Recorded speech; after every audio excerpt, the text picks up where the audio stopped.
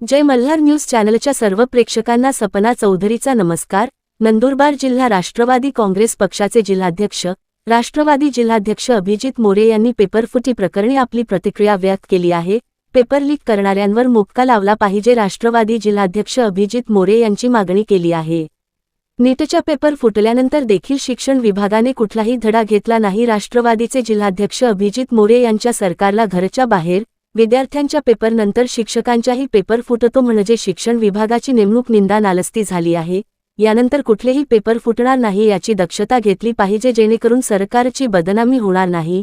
यानंतर पेपर फुटले तर लोकांच्या शिक्षण विभागावरून विश्वास उठून जाणार। पेपर फोडणाऱ्यांवर सरकारने आता मोक्का लावला पाहिजे असे मत व्यक्त केले आहे। शिक्षण हे एखादा पिढीचा भक्कम पाया आहे। शिक्षण विभागात ज्या पद्धतीने गोंधळ घातला जात आहे त्यामुळे कडक कायदा केला पाहिजे। अशा पेपर होणाऱ्यांना जेलमध्ये टाकलं पाहिजे, जेणेकरून यानंतर असं होणार नाही। पुढे बोलताना जिल्हाध्यक्ष डॉक्टर अभिजित मोरे यांनी सांगितले की अजितदादांच्या अपघाताची चौकशी पारदर्शकपणे व्हावे। तपास यंत्रणा त्यांच्या पद्धतीने योग्य तपास करत आहेत, त्यामुळे आमच्यासारखे कार्यकर्त्यांची इच्छा आहे की तपास सार्वजनिक झाला पाहिजे। महायुती सरकार आमचा विश्वास आहे तपास योग्य रीतीने केला जाणार आणि दादांना न्याय मिळणार। अजित ज्या दिवशी गेले तो दिवस आमच्या आयुष्यातील सर्वात मोठा काळा दिवस होता। अजित दादांच्या असं अचानक निघून जाणार त्या धक्क्यातून कोणीही सावरू शकलेला नाही आहे। सपना चौधरी, जय मल्हार न्यूज, नंदुरबार।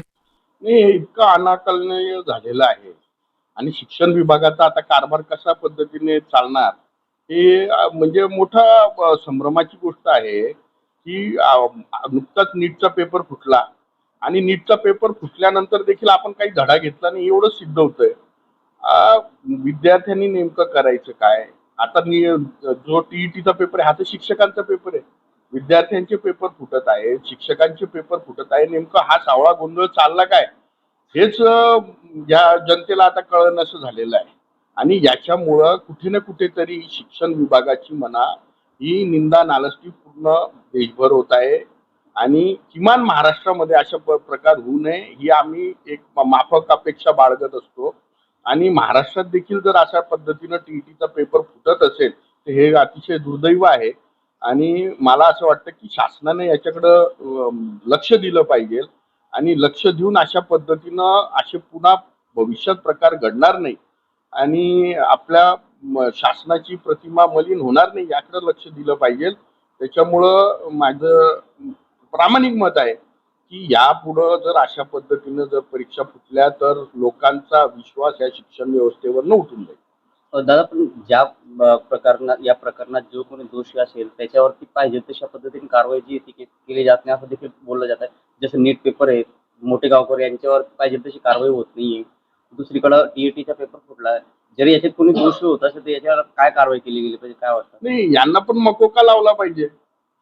माझं स्पष्ट मत आहे की शिक्षण हा कुठल्याही एखाद्या पिढीचा हा पाया आहे आणि जर तुम्ही तो ढासळत असेल, शिक्षणामध्ये एवढा गोंधळ चालला असेल तर अक्षरशः अशा गोंधळ घालणाऱ्या ह्या सर्व काही अपप्रवृत्ती आहेत, या प्रवृत्तींना आळा घालण्याकरता कडक कायदे केले पाहिजे। यांना मकोका सारख्या कलम लावून यांना जेलमध्ये टाकलं पाहिजे आणि कायदेशीर त्यांच्यावर जी काही कारवाई करता येत असेल जेणेकरून भविष्यामध्ये शिक्षण सारख्या एका चांगल्या पवित्र विभागामध्ये असे प्रकार घडणार नाही आणि कुठं ना कुठं तरी या सर्व घटनांना आळा बसून आपली येणाऱ्या पिढीचं भविष्य चांगलं होईल।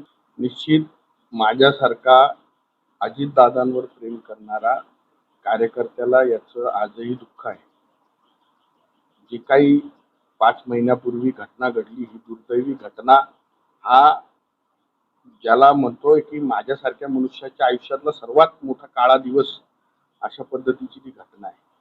दादांचं असं अनाकलनीय निघून जाणं, इतक्या लवकर निघून जाणं हे आज सुद्धा आम्ही त्या धक्क्यातनं कोणी सावरू शकत नाही आणि ज्या पद्धतीनं जी काही तपास चालू आहे त्यामध्ये पारदर्शकता असावी असं सगळ्यांनाच वाटतं। शासन निश्चित त्यांचा तपास व्यवस्थित करत असतील आणि आमच्यासारख्या कार्यकर्त्यांची माफक अपेक्षा आहे की जो काही तपास होईल त्याला आपण सार्वजनिक पण करावं आणि त्या ठिकाणी माझा विश्वास आहे म्हणजे फडणवीस सरकारवर म्हणा या महायुतीच्या सरकारवर की निश्चित ते हा तपास व्यवस्थितरित्या योग्यरित्या करतील आणि दादांना न्याय मिळेल.